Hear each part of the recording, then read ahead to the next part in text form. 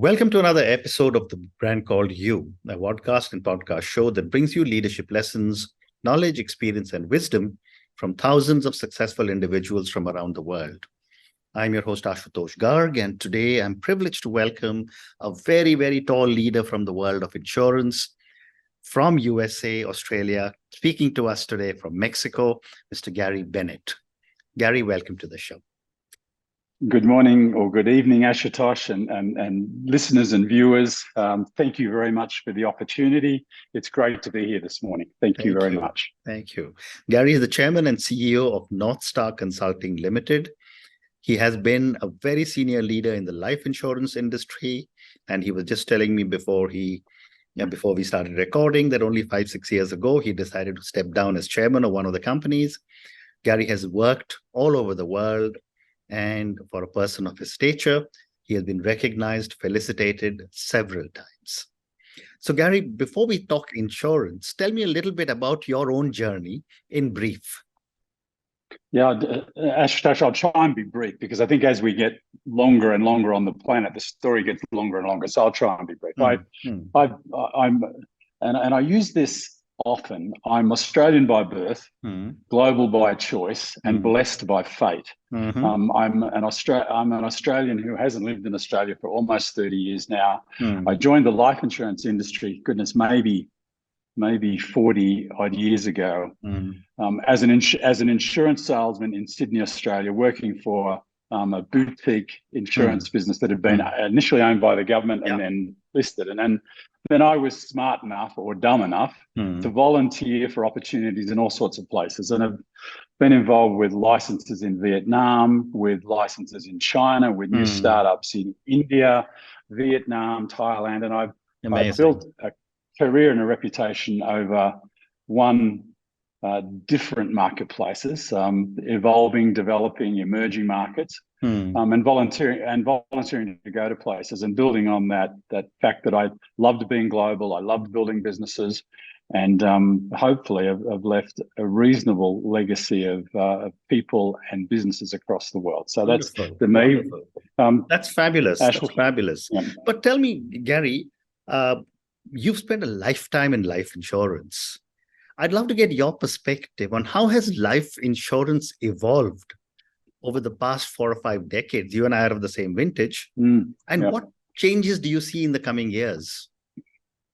Ash, this is a really, really fantastic question, because I think that what we've seen, not just in life insurance, but I'll focus on life insurance, is this evolution of compliance, regulation, and much more certainty. And this is driven from a customer perspective. And I think that those things, if I reflect back to the early days, running the first life insurance business that I ran in Melbourne in Australia, the process, risk management, compliance, corporate governance were things that there was a language that didn't exist. Now, is this a good thing or is this a bad thing? I think that if we look at this from all of the various stakeholders' perspectives in our industry, the evolution of those things has been terrific, because I think ultimately we're in business to ensure that we pay claims to customers when they're in a tough spot, whether it be a sad death, whether it be a disability, whether it be an injury, or whether it be our responsibility to pay them, the benefits or their retirement funds or whatever. So I think that evolution of corporate compliance, governance, risk management, and our ability to ensure that we're doing a better job for our clients has really been the sorts of things that I've seen emerge. There are, Ashutosh, on the margin, lots of things like we've seen dramatically in the last 2 decades, the emergence of bank assurance and the ability for consumers to be reached through their bank. We've seen a proliferation of new markets and the expansion of new markets, which we believe is doing a reasonable job at reaching more and more customers to give them the opportunity to be looking after themselves and their family with whether it be protection or savings. I don't think we've done a great job on that. Maybe we'll touch on that later on. But I think that's been the dramatic change, and that the certainty about a business that's compliant, well governed, and well managed is now much stronger than what it was in the past. And a follow-up question for you is technology. I remember when I got my first life insurance, maybe 40 years ago, my father got it. It was a handwritten little policy and we used to get a little slip in the mail. My question is, how is technology transforming the insurance sector, and how does it benefit the consumer? Ashutosh, it's I think been a dramatic change. Like if you like you and I are from a similar vintage, and we remember those old ledgers and the handwritten policies and the handwritten renewal notices, all those sorts of things.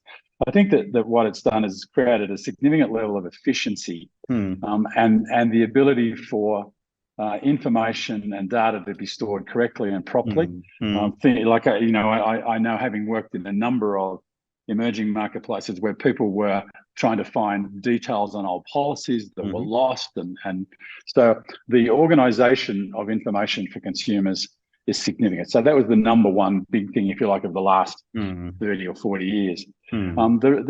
What we're really seeing now is a range of differentiated opportunities to satisfy customers through technology, whether that by better enabling the distribution space, whether that be enabling customers to do more on their own, whether that being having better data on customers or customer groups that enable us to be more efficient in the way we do things, and the management of the claims process, not just from a policyholder's point of view, but with hospitals and medicos and health providers, all of those sorts of things. The rapid advance of technology, which often frightens people, but genuinely enables people better once we get a full grip of it, I think is really what the dramatic change has been. There is so much more to come, and I think we are sitting at the edge of a technology revolution.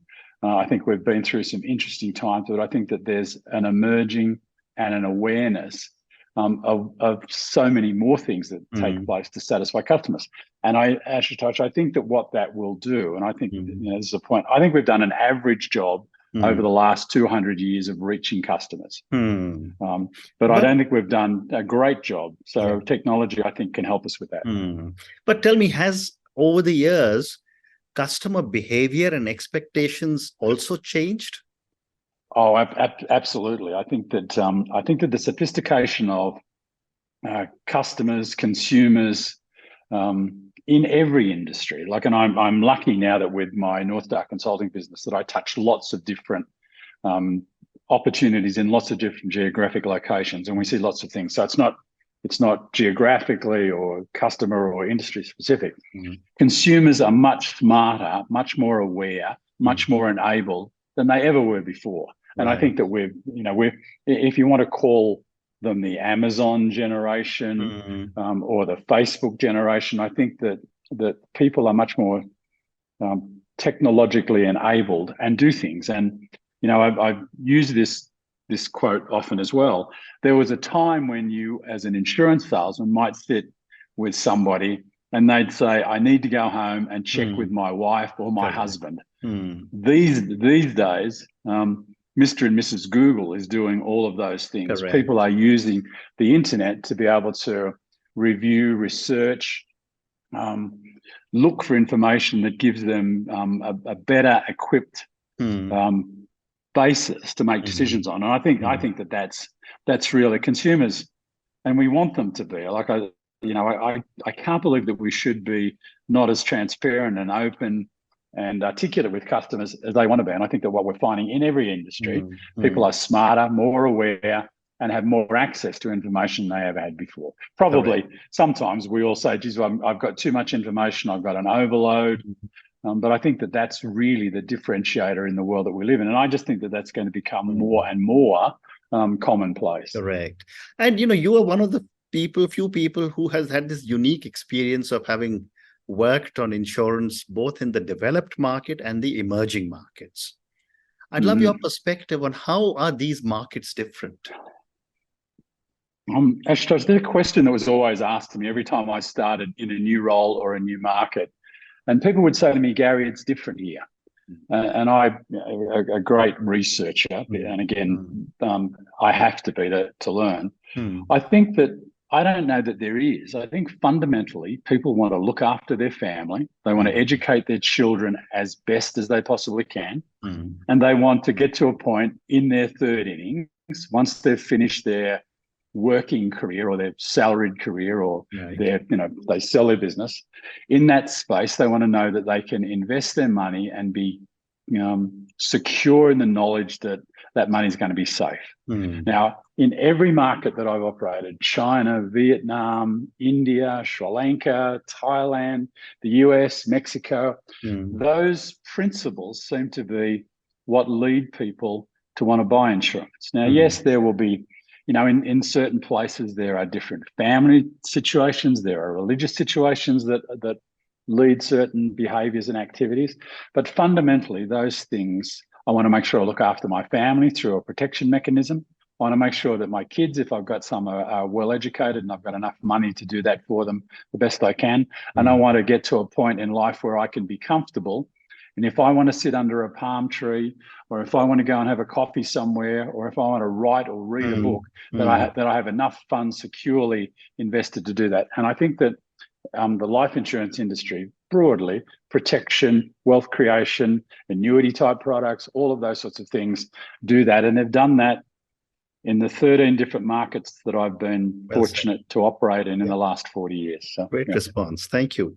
And with insurance and life insurance in particular, there is a very major role regulatory authorities play.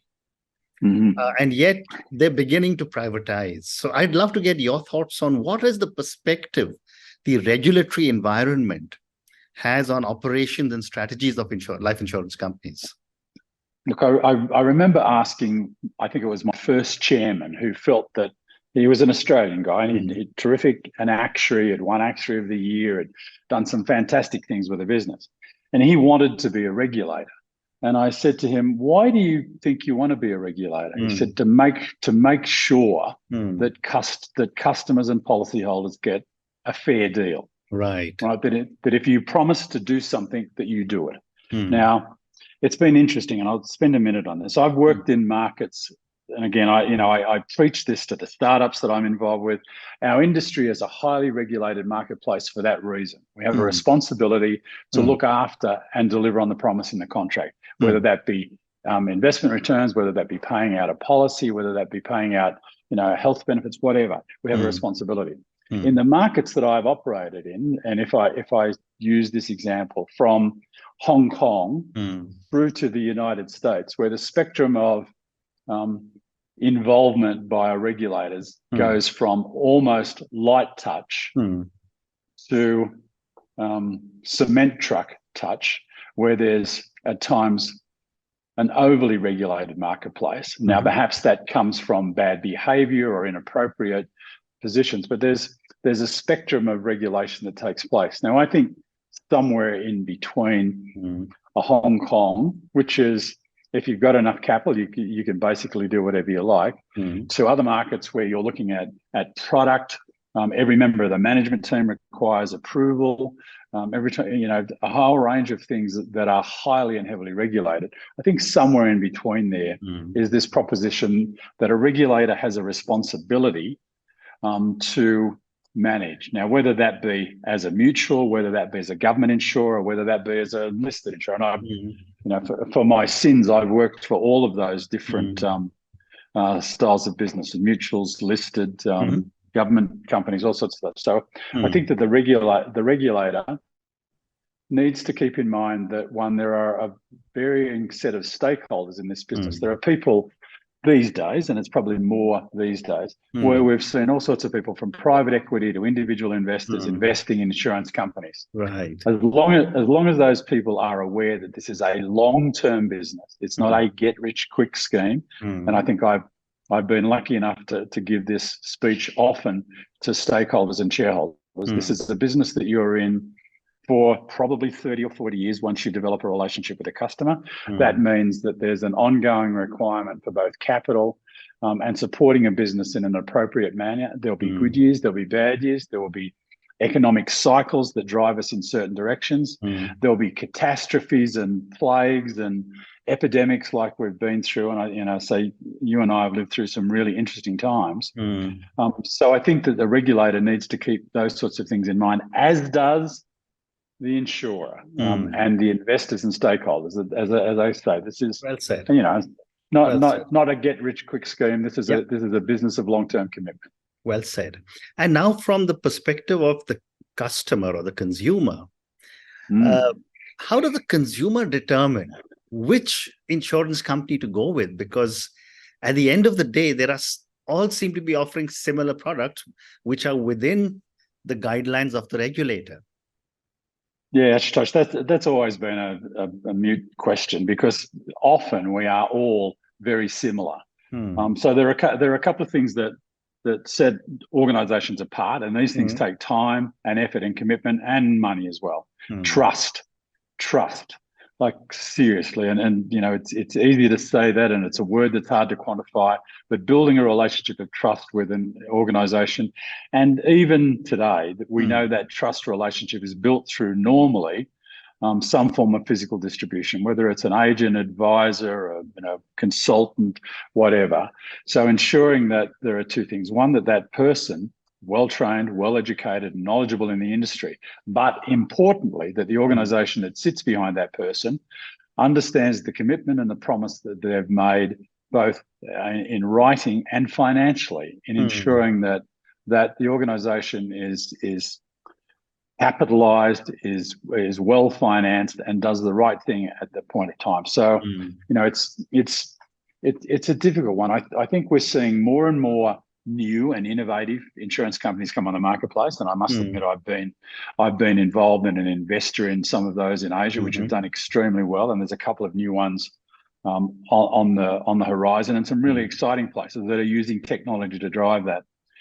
Still, ultimately, you've got to be certain of those two things. One, can I trust this organization that when the spear hits, when there's a problem, that they're going to pay my claim? And will they be in business? Now, that's where the regulator plays a part to make sure that capital adequacy, that they're financially doing the right thing, that they're appropriate with the way they manage and expense and support the business. So those things are key. And at the end of the day, I'm sure that we could choose any number of businesses, and those businesses would meet that criteria. But well said. Well said. Yeah.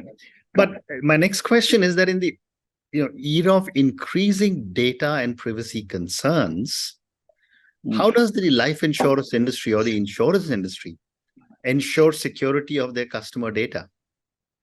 With great difficulty. And I think that this is a question that is put up often, and in the businesses that I'm involved with now, which is highly data driven, and data has become, if you like, the new gold of the world that we live in. I'm not sure that we have all the answers. Like, I sit on a number of corporate boards in this space, and it's a topic every single day in how you protect customer data. And Ashutosh, I'd like to tell you that there was an easy and simple way to do it. Like, there are a whole range of mechanisms and processes, but I'm not sure that is going to happen. It's a bit like data has become the air that everybody breathes, and if you don't breathe the air, you will die. So we're all, whether it be through simple things like we're doing, and you have incredible reach. So information about you and I is in the marketplace, whether it be through the social networks, whether it be through the purchases that we make online. And again, as a sometimes I don't like to use this word, but as a lifetime expatriate, we shop online, we inform online, we communicate online, we family online, and that information hasn't been private to me for a long time. So I think that we're almost at a point where we need to try and convince consumers of how much data that they can release to us.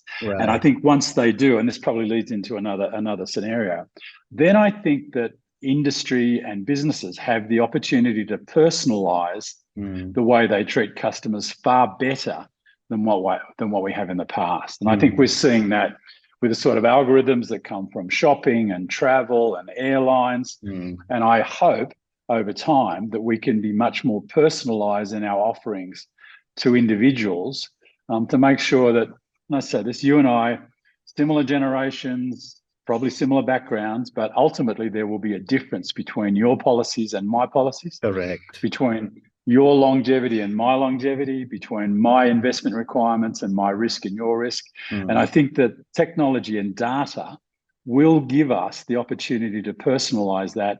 And in saying that, Ashutosh, I hope that that broadens our reach to more people to be more engaged in our industry than we ever have before. Well said. So, Gary, I have time for two more questions for you. My next question is that how do insurance companies incorporate ESG into their business practices? It's like this is a fascinating term, because I think that ESG has become a buzzword in every boardroom. Yeah, it has, and I think we're seeing almost an evolution of this. And in some places, I think we do that. Like if you look at large insurance companies, like are we reaching a section of the marketplace that has been previously unreachable? Are we allowing banking in places to make it easier for the unbanked? Are we ensuring people of all different genders, styles, religious backgrounds? Look, I think our industry has done a reasonable job of it, but it's again a challenge. Like one of my other relationships is with an organisation that's actually lending significant amounts of money to organisations in that space. So finding the right places. But I say this. I think that what we all need to do. This is a conversation I have often with some of the startup founders that I work with. Our corporate responsibility is not just to make a buck. Correct. It isn't, and maybe I become overly philosophical or a true believer in this. Our responsibility is to do a whole range of different things, including reaching markets that have not been reached. Sometimes by offering products that are difficult to manufacture. Sometimes by enabling the right sort of people into our business to give us an opinion and a perspective that we haven't understood before. So I think that we're at the beginning of this journey, but I do think it's like technology. It's an emerging, evolving opportunity. And this is what I hope. I hope that whether it be, the chief executive and chairman of the biggest insurance companies and businesses in the world, or some young woman out there building a new health insurance business in the bottom end of the Indian marketplace, that they realize it's just not about making a buck. Well said. Gary, and my last question to you, and this is for the thousands of people who will listen to our conversation. As a senior leader in the insurance business, what would you say are 3 important lessons you have learned that you would want our viewers and listeners to take away? Goodness, there are probably so many lessons, but I think the first thing that sort of resonates with me, and I use it often and I'm lucky enough to mentor lots of people and advise. You will make mistakes. You will make mistakes. Yeah. If you think that you're perfect, there hasn't been anybody on this planet for thousands of years that was perfect, and you will make mistakes. What I've learned, and I've made a couple of doozies over my lifetime. One, don't be frightened to ask for help, and make sure that you learn from those mistakes, because they will give you at least an insight on what's next. And so I think that's important. The second thing is that this is whatever you think, we are in a people and relationship business. And people say to me, Gary, I can't believe how you managed to stay in touch. And we have incredible facilities these days to ensure that our network is connected. And I love that. Like, and Ashutosh, I'm sure that you found me through a network, and I love that. And in actual fact, I had another approach yesterday, and I say this to everybody. I love networks like LinkedIn, because it's a business network, it's a connected network, and I'm not giving them a plug for any other reason, but I would suggest that as I built North Star Consulting over the last 10 years or longer. And the things that I do, which are now interesting and diverse and geographically spread across 4 continents anyway, comes out of that social network. So what I encourage people to do is to build their network, support their people. And forgive me for saying this is probably a terrible term to use on a podcast like this, where I know we've got hundreds of thousands of people listening, but try not to piss anybody off if you can avoid it. Like, I'm sure that you'll think that you're right with things, be diplomatic, but try and build a network of relationships of people who trust you, who believe you, and that you haven't sort of, boxed into a corner and so forth. So I think that's it. And then the last piece of advice that I've given myself and I've given to others, the third piece, I think volunteer. Now I know that I've been fortunate enough to sit in opportunities that many people wouldn't have taken. And whether actually I go back to my early cricketing days, we couldn't find an opening batsman when I was a lower order batsman and a first change left arm swing bowler, and I volunteered to open the batting. And as much as I couldn't score a lot of runs, they couldn't get me out. So I figured that being a volunteer was a terrific thing to do. And I now have, as I say, I've volunteered. I've worked in more than a dozen different countries. I've had regional roles, operating roles. I've learned, I've built friendships. I've helped build businesses. I've helped make people rich. I've been, financially well rewarded for the things that I've done. And I think that volunteering and experiencing a life, this is not a dress rehearsal. I agree. This isn't a practice run. So, there's learn from your mistakes, build a fantastic network, and volunteer for the opportunities that come along. Amazing. I think are the 3 key things that I've learned on my journey. And hopefully I've got some more things still to learn. Fantastic. And on that note, Gary, and your amazing lessons, your first one you said was you will make mistakes, ask for help, and learn. Second you said was people and relationships are very important, build networks. And third you said was volunteer and give back. Thank you so much for speaking to me about so many aspects of your life, so many aspects of insurance. I learned many new things from you today. Thank you also for speaking to me and drawing upon such a vast experience you have across so many different countries in 4 continents and sharing all your thoughts with us about the life insurance sector. Thank you again and good night. Ashutosh, thank you very, very much. And always remember that the best is yet to come. Absolutely. Thank you. Thank you for listening to the Brand Called You videocast and podcast, a platform that brings you knowledge, experience, and wisdom of hundreds of successful individuals from around the world. Do visit our website, www.tbcy.in, to watch and listen to the stories of many more individuals. You can also follow us on YouTube, Facebook, Instagram, and Twitter. Just search for the Brand Called You.